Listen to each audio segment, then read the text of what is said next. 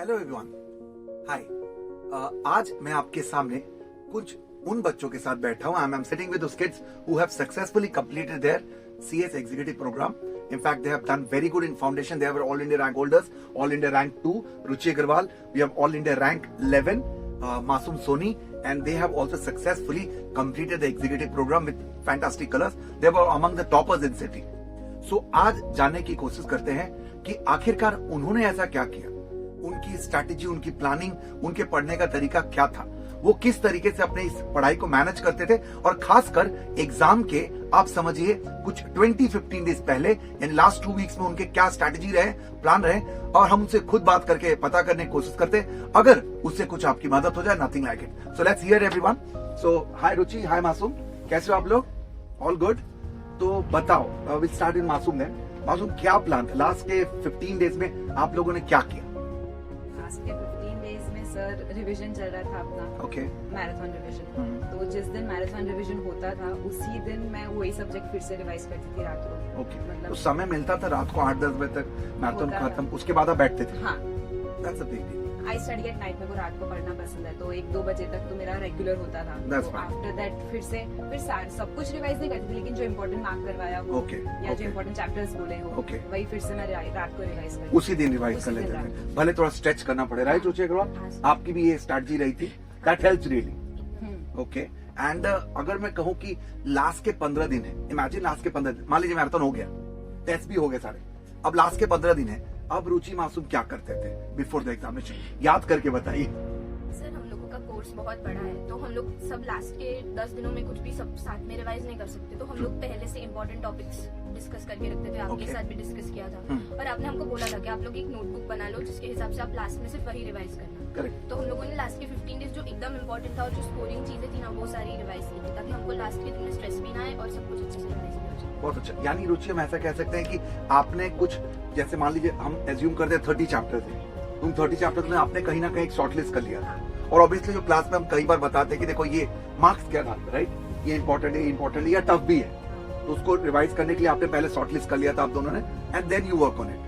Great. और मैंने sir पूरे साल जो हमने पढ़ा है उसके नोट्स बनाए थे. समरी नोट्स बनाए. Summary notes बनाए. That's a real one. एक सब्जेक्ट के लिए एक बुक, उसमें Okay. सब कुछ आ जाता है. मतलब अगर एग्जाम के अगले दिन भी आपको पढ़ना है तो आप सिर्फ वो नोटबुक पढ़ के जाओगे. Okay. मॉड्यूल भी खोलने की जरूरत तो नहीं. ये तो मान लो आपने पहले ही, तो लास्ट 15 डेज में नहीं बनाया होगा रुचि मासूम, आप पूरे लोगों ने साल. पूरे साल में बना के रखा होगा.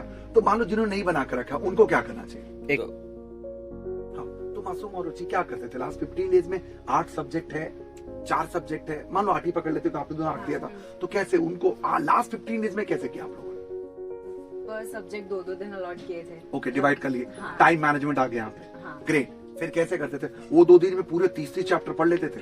नहीं सर, इम्पोर्टेंट टॉपिक्स वाइज जाते. ऑलरेडी डिवाइड करके रखा था. ऑलरेडी डिवाइड करके रखा था.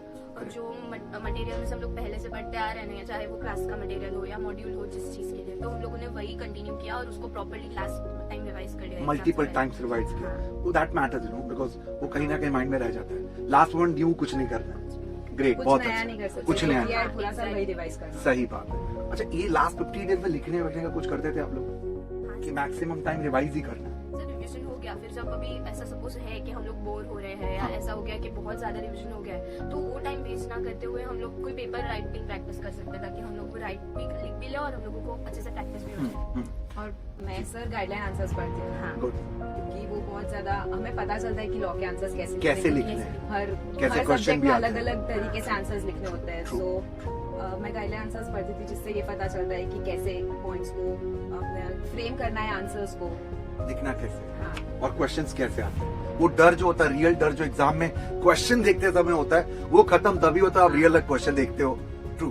तो नोट्स की बात हो गई. आप लोग मतलब इंस्टीट्यूट का मैथ से भी पढ़ते थे, क्लास के मटेरियल से भी पढ़ते थे, और क्या करते थे? व्हाट इज गाइडलाइन आंसर आपने कही, हाँ. इतने काफी है, हाँ. More than enough. But repeat करना है, बार बार रिपीट करके उसको पटक देना है. Very good. अच्छा, फिर लास्ट के 15 दिन कितने आवर्स बैठ जाते थे? सच बताओ. 7 to 8 हो जाते थे मेरे. 7 to 8 मिनिमम हाँ. एक दिन में. हाँ. क्लास वर्क तो होता नहीं था, ठीक है, तो उससे काम हो जाता था मासूम? हाँ सर. रुचि तू बता. हाँ, मतलब मुझे सर रिवाइज करने में ज्यादा टाइम लगता है ना, तो Okay. मुझे 10, 11 ऐसा कुछ काउंट नहीं था. नहीं, वो तो लास्ट के 15 डेज तो लगाना ही पड़ता है. 10 to 11 जितना टाइम. इसमें सीधी बात है, मैं भी यही कहूंगा, मैं खुद अपनी बात कहूंगा तो मैं भाई एग्जाम के 15 दिन बचे हैं तो मैं कोशिश करूंगा कि जितना समय हम लोग एक वर्ड फ्रेम यूज करते जब तक है जान, बस वैसे ही पढ़ना है, आप बस लगे रहो। हाँ, छोटे छोटे ब्रेक्स लेते रहने हैं, बट क्योंकि रिफ्रेश होता है, नैप आप लेते रहना है और पढ़ते रहना। Very good, okay. तो रुचि मासूम, ये बताओ आप लोग कि ये जो अपना एग्जाम आने वाला है तो टेंशन तो होती थी, एग्जाम नजदीक टेंशन, तो कैसे अपने आप को बैलेंस करते थे?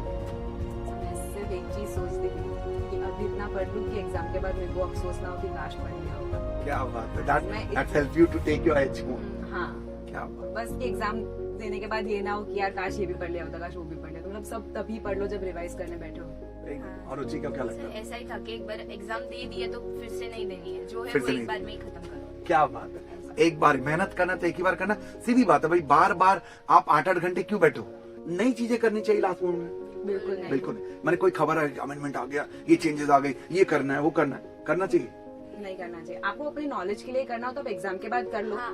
बट एग्जाम तक नहीं डिस्टर्ब करना चाहिए, क्योंकि आप ऑलरेडी वो चीजें पढ़ चुके हो, Correct. फिर वो फिर से पूरा डिस्टर्ब हो जाता पूरा है। concept फैल जाता है। हाँ, हाँ सर। अच्छा, कभी ऐसा होता पढ़ते पढ़ते एक कॉन्सेप्ट पता ही नहीं चला, फिर क्या करते थे? ऐसा होता तो होगा, हाँ फिर क्या करते थे? सर, कभी कभी सपोज कोई टॉपिक हम पढ़ रहे हैं और कोई ऐसा टॉपिक है जो बहुत बार पढ़ लिया लेकिन या तो समझ नहीं आ रहा या तो याद नहीं रह रहा, तो अब लास्ट के 15 डेज उसमें टाइम वेस्ट करके कोई मतलब नहीं है। वो टॉपिक को अभी रहने दो, एक बार पढ़ लिया ठीक है, अगर कोई क्वेश्चन ना भी गया तो आप खुद के हिसाब से लिखोगे तो इंस्टीट्यूट उसके हिसाब से मार्क्स दे ही एक देता दो है मार्क्स तो आपको। दे ही देती दे है। ही देता है। इस बार तो दे ही देती है। अटेम्प्ट करना ज्यादा जरूरी हाँ, है। attempt करना पूरा ज्यादा पेपर जरूरी है। अटेम्प्ट देखो, करना that's a point। देखो, कोई नहीं होता जो ऐसा बोल दे कि भाई मुझे तो सब कुछ आता है, और भगवान करे आप सबको ऐसा हो, लेकिन ऐसा होता नहीं है रियल लाइफ में। तो ये मेन स्ट्रैटेजी यही है, बेस्ट स्ट्रैटेजी कि भाई अगर कहते नहीं कि 80-90 नंबर अगर हम अच्छे से तैयार करके जा रहे हैं तो 10 नंबर पे हम खेल सकते हैं, और कल खेलना ही चाहिए। हाँ। खेला होवे, that will be done, then only the score will be done। Very good, that's that। अच्छा, ये बताओ, before the day of exam, that is tomorrow exam, and what Masoom will do before the day of exam? एक दिन बचा, 24 hours, now what? Sir अभी time तो कम है, तो सब कुछ अब बड़ी बड़ी बुक्स लेके तो बैठ के कोई मतलब नहीं है। Right. अभी क्लास से हमको LMR मिला है, वो हम लोगों ने पढ़ लिया। अभी हम लोगों को क्विक रिविजन शीट भी मिलती थी जिसमें इंपॉर्टेंट टॉपिक्स दे दिए हैं। Okay, उसमें ये क्या क्विक रिविजन शीट में क्या होता सर है? उसमें मतलब एक 2 पेज का ही होता है, उसमें है ना सारे सब्जेक्ट्स के चैप्टर वाइज इंपॉर्टेंट टॉपिक्स होते हैं कि चलो ये टॉपिक तो तुम छोड़ के जा ही नहीं सकते, ये LMR में पढ़ना कवर ही कर है। लिया, हाँ। Plus quick revision topic cover कर लिए, आई थिंक दैट्स इनफ, है ना? और रिपीट करना है, बार बार हम एक ही बात कर रहे हैं, जितना हो सके बार बार आप देखो चीजों को, क्योंकि देखी हुई चीज ही हम एग्जाम में लिख पाते हैं। एग्जाम में जाके आप एक्सपेरिमेंट करके कॉन्सेप्ट पैदा नहीं कर सकते, और आई थिंक कोशिश भी नहीं करनी चाहिए, ये तो वाट लग जाएगी। आया ना बच्चों?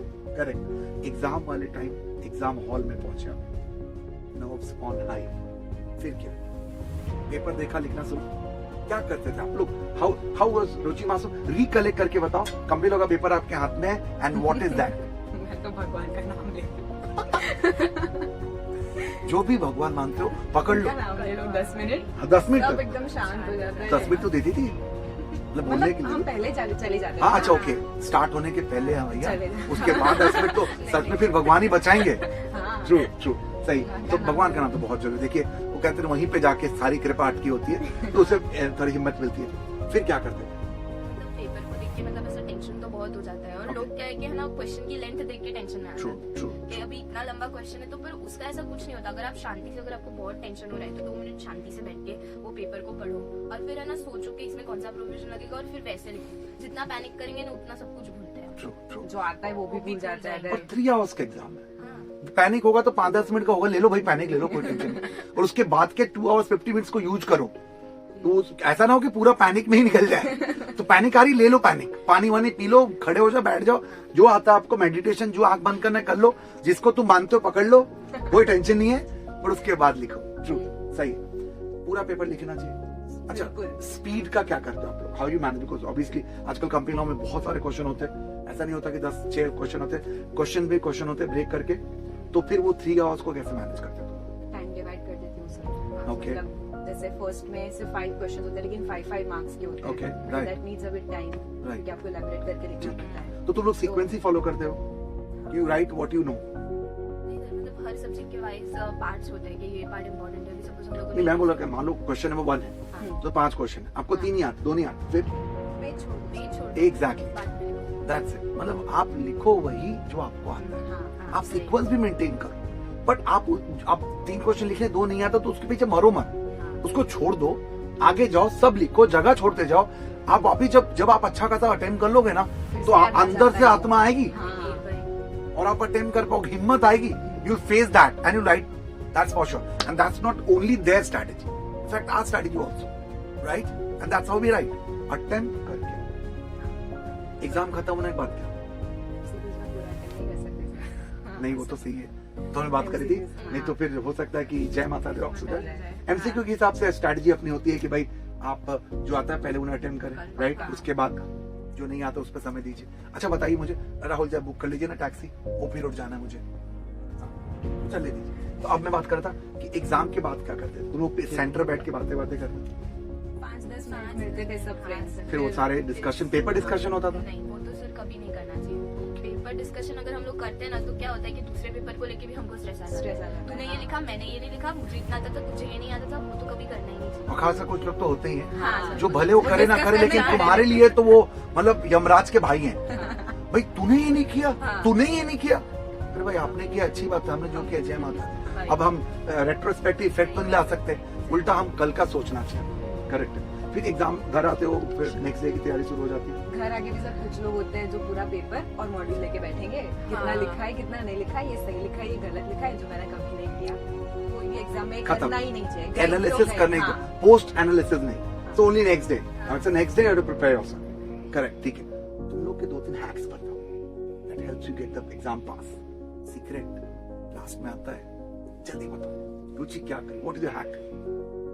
सर मतलब हम लोगों को कैसा होता है कि एग्जाम में है ना, हम लोगों का कोर्स बड़ा है ना, तो सब कुछ जल्दी से याद नहीं रहता, तो लोगों को ऐसा लगता है कि इतने सारे प्रोविजंस हम लोग कैसे याद रखें। करेक्ट। पर अगर हम लोग सिर्फ कंपनी लॉ की भी बात करें, तो उसमें ऐसा है कि सारे प्रोविजंस एक दूसरे से इंटरलिंक्ड है। जैसे आप रिवीजन कराते हो, तो जब आप रिवीजन कराते हो, तो आप अगर उसके नोट्स भी बना लेते हो ना, तो मैं सिर्फ उतना भी रिवाइज करके जाऊंगी ना, तो लास्ट मिनट बहुत है। एक के बाद एक सारे प्रोविजंस कनेक्टेड ही है, आपको कुछ उसमें रटने की जरूरत ही नहीं मतलब पड़ेगी। बहुत ज्यादा डिटेल में पढ़ने के चक्कर में फंस जाओगे। इंपॉर्टेंट प्रोविजन क्रक्स करके रखो। हाँ, थोड़ा अपने आप भरोसा रखो कि लिख लेंगे, कहानी बना लेंगे। राइट है, ग्रेट। और क्या? व्हाट मासूम सीक्रेट तो बता दे। अब तो हो गया ना, अब तो कुछ नहीं हो सकता जी। ऐसे कोई स्पेसिफिक वो नहीं था सच्ची सर, मेरा नॉर्मली जैसे पढ़ती हूँ वैसे पढ़ती हूँ। लेकिन एक चीज है कि कई लोग होते हैं ना कि ग्रुप में अगर फ्रेंड्स है तो वो ऐसे पढ़ते हैं, उनका इतना हुआ है, वो नोट्स बनाते हैं, कुछ नहीं बनाते, कुछ 2 बार रिवाइज कर ले तो उनका एकदम परफेक्टली हो जाता है, कुछ को 6 बार रिवाइज करना पड़ता है। तो मैं ये सब कुछ किसी से बात ही नहीं करती थी। मेरे को जैसे आता था मैं वैसे पढ़ती थी। मेरे को रात को पढ़ना पसंद था, तो मैं 2 बजे तक जगती थी। मेरी मतलब कुछ फ्रेंड्स है जो सुबह 5 बजे उठते थे, तो ऐसा भी होता था कि तो 5 बजे उठती है, मैं तो 2 एक अलग मोरल प्रेशर। हाँ। और घर वालों को बताना मत कभी भी, नहीं तो गए तुम तो भाई। हाँ। रात को 2 बजे पढ़ो, उसकी कभी इज्जत नहीं होती। लेकिन सुबह 5 बजे बजे को उठ गया तो मतलब वो संस्कार का राम है। So that has, पता नहीं यार, ऐसे थोड़ी होता है यार। यहाँ पे क्वालिटी की बात हो रही है, यहाँ पे बात हो रही है कितना ज्यादा आप आवाज निकाल पा रहे हो और कितना ज्यादा पढ़ रहे हो। मैं यही कहूंगा, never change a strategy in the last moment. आप नाइट वॉचमैन हो, आप वही रहो भाई। आप सुबह उठ सकते हो तो हम उसको गलत तो नहीं कह सकते, बट आप करिए, बट दूसरे पे मन। तो क्या करती थी मासूम? मतलब कुछ सन्यासी जीवन था लास्ट 15 डेज? नहीं, बिल्कुल नहीं था सर। एकदम मैं normal? टीवी भी देखती थी, मैं फोन भी यूज करती थी, मैं इंस्टाग्राम भी यूज करती थी, मैं सीरीज भी देखती थी। Oh my लेकिन God. सबका एक टाइम था। मतलब सुबह अगर मैं 8 to 2 पढ़ रही हूँ, 8 to 1 पढ़ रही हूँ, Okay. 8 to 1 पढ़ रही हूँ, तो 1 to 2:30 जैसा ब्रेक होता था लंच का। फिर थोड़ा तभी खाते खाते ही सीरीज देख लो या मूवी देख लो या टीवी देख लो। फिर 2:32 फिर से बैठ जाती थी। फिर कभी रात को ऐसा हो कि बहुत हो गया है आज, तो 1-2 एपिसोड्स देख लो तो हो जाता है माइंड फ्रेश। कंट्रोल भी रखना पड़ेगा। आप अपने आप कहोगे देखो ये अब तो कुछ दिन ही बचा है, आपकी साल भर की मेहनत हो जाए। फिर मैं क्या करता था, मैं भी एक चीज ऐड करना चाहूंगा तुम दोनों को कि मेरे को एक बात बहुत क्लियर थी कि भाई मैं ना ये जितनी नींद कॉम्प्रोमाइज कर रहा हूँ, खाना कॉम्प्रोमाइज कर रहा हूँ, पार्टीज कॉम्प्रोमाइज कर रहा हूँ, दोस्तों के साथ घूमना, पिकनिक पे जाना, या ये जो सीरीज या तब तो नहीं होता था, टेलीविजन होता, क्रिकेट हम लोग बहुत खेलते थे। तो बच्चों ये सब माइंड में था कि भाई ये 2.5 महीने मिलने वाले और लाइसेंस वाले, मतलब एग्जाम का लाइसेंस के साथ घर वाले भी कुछ नहीं बोल सकते। तो ये साइकोलॉजिकल मुझे था कि ये मेहनत कर लो, जितना करना कर लो, 2-3 आगे निकल के कर लो मेहनत, लेकिन उसके बाद बहुत मजे करेंगे। So that motivates you. और कहीं ना कहीं देखो एक बात सबको पता है कि देखो सब कुछ से बड़ा रिजल्ट है। आज रिजल्ट है, आज पास हो गए, तो आने वाले सब जिंदगी भर ये बातें हम बताते रहेंगे, लोग सुनेंगे। वरना फिर आपको पता होगा, nobody counts a failure, attempt के लिए 1 मिनट का सहानुभूति मिलता है, लेकिन पास होने के बाद कई सालों तक वो मोटिवेशन और कॉन्फिडेंस आपके पास रहता है। राइट रुचि मासूम? सही है। तो क्या कहना चाहोगे आपके आने वाले अटेम्प्ट के दोस्तों से? What you will say? मासूम स्टार्ट। या मैं बस यही कहना चाहूंगी कि जैसे पढ़ते हो वैसे ही पढ़ो, कोई चेंजेस मत करो। किसी ने ये बोला कि मैं रात को पढ़ता हूँ तो रात को पढ़ना स्टार्ट मत करो अगर सुबह पढ़ रहे हो तो। And just focus on your notes, अपने आप पे भरोसा रखो और keep studying, that's it. And जैसे उसने बोला कि अपने आप पे भरोसा रखो, that is the main point कि कॉन्फिडेंस सबसे ज्यादा रखो। कभी कभी कुछ प्रॉब्लम्स हो सकती है, लेकिन अगर आपको पूरे साल अगर आपने पढ़ा है तो ऐसा तो है नहीं कि आपको पेपर में कुछ नहीं आएगा। लोगों को उसका बहुत टेंशन हो जाता है कि हमने लास्ट डे नहीं पढ़ाई किया, कुछ हो गया तो हमने कुछ नहीं किया, बट उसका टेंशन मत लो, अपने आप पे कॉन्फिडेंस रखो और एग्जाम में पूरा पेपर अटेम्प्ट करके that is the main. That's a big point. So guys, obviously हमने कोई रामबाण फॉर्मूला नहीं दिया, ये सारी बातें आप सबको पता है। और लेकिन एक बात हम तीनों में कॉमन है कि हमने इस एग्जाम को अच्छे नंबर से पास किया और बहुत अच्छे से करा इस काम को। तो इसलिए हमारे पॉजिटिव वाइब्स के साथ, हमारे एक्सपीरियंस के साथ आप एग्जाम दो। ये देखो, जो एग्जाम एक ऐसा चीज है, हर बंदे को एग्जाम लाइफ में मिलती है।